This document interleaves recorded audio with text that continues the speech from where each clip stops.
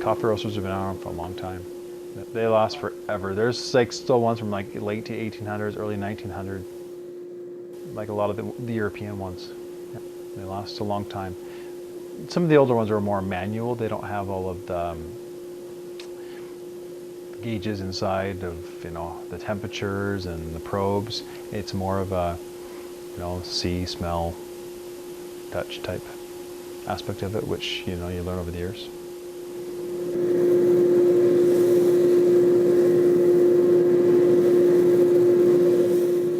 Coffee is one of those things that the fresher it is, the better it is.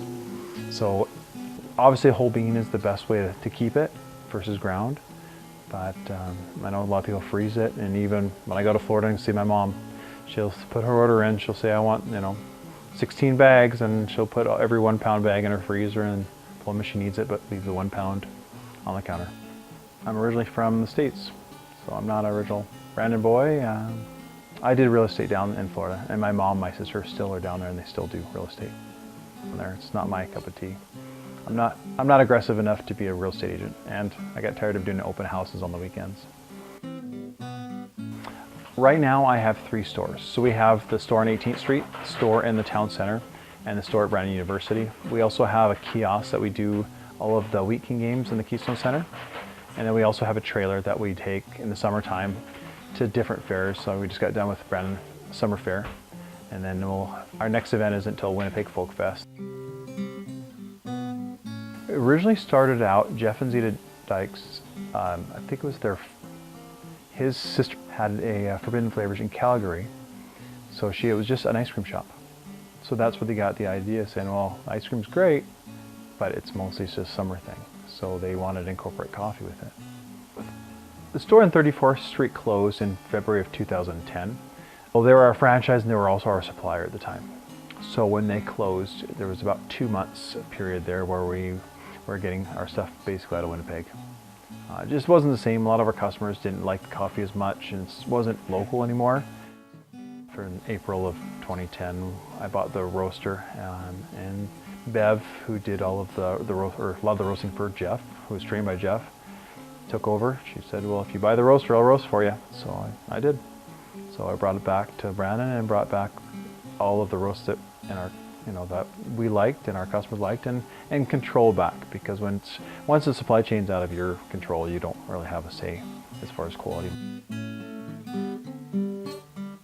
How I got started roasting was I was working at 34th Street for Jeff and Zeta Dyke part-time in the evenings, and started there in 2008, and in 2009 Jeff asked if I'd like to learn how to roast, and I said sure, and that's how I became here. Yeah. Usually when I roast a batch of beans, they're roughly 40 pounds that'll go into it, and then it comes out about 30 pounds of beans. And it usually takes about 15 minutes to roast a batch, 25 by the time I'm completely done with cooling and from start to finish.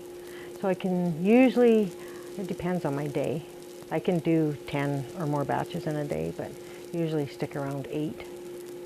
And we roast daily, except on weekends.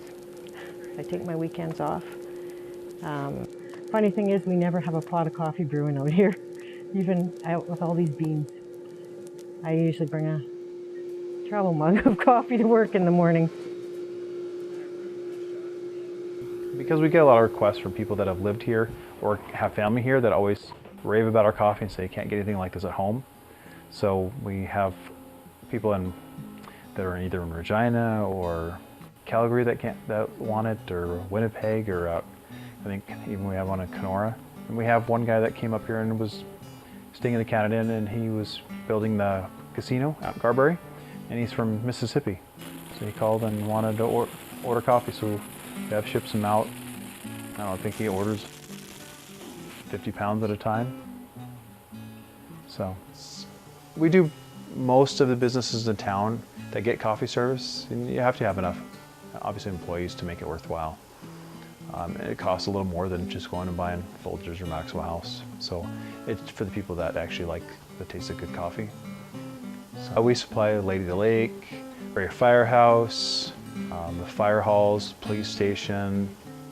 In and around the area, we do 100 to 130 accounts that we service and deliver to. So it's enough to keep me busy between deliveries and repairs. So we have customers that come in and play cards. You know, Brian and Andy come in every day, and they've been coming for, I don't know, 8 years maybe. Coming to Forbidden Flavours, I met Ryan,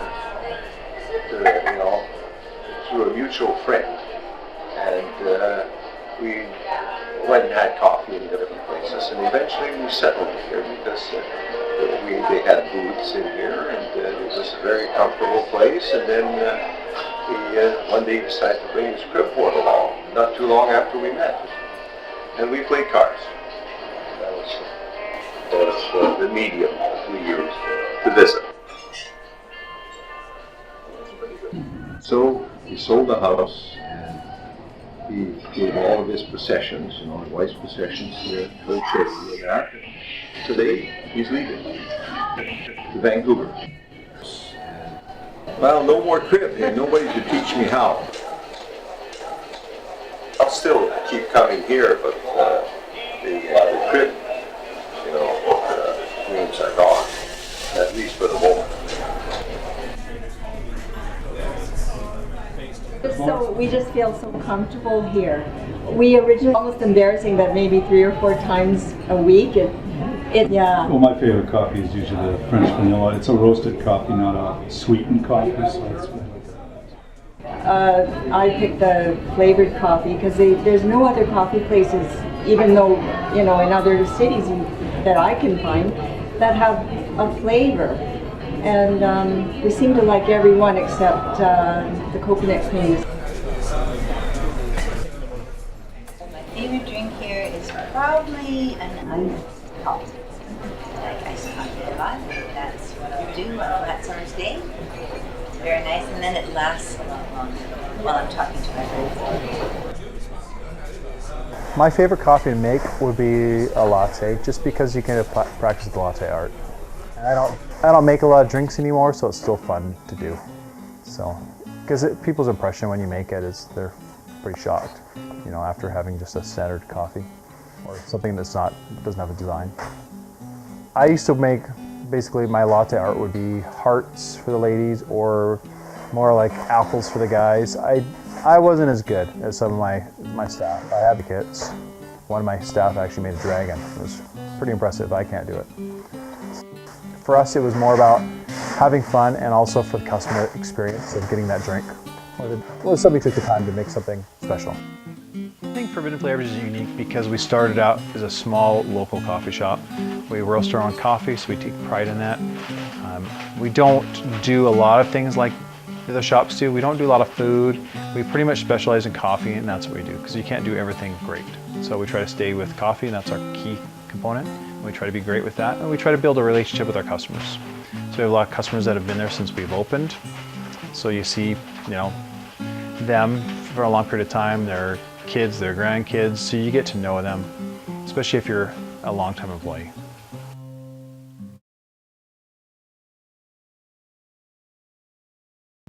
I went down to 18th Street for roasted coffee beans, frappe, latte too, every flavor just for you. But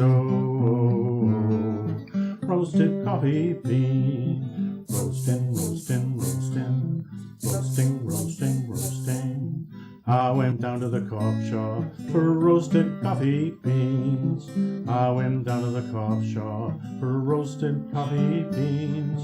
All the crooks, they are screwed, cops are sharp, drinking that brew. But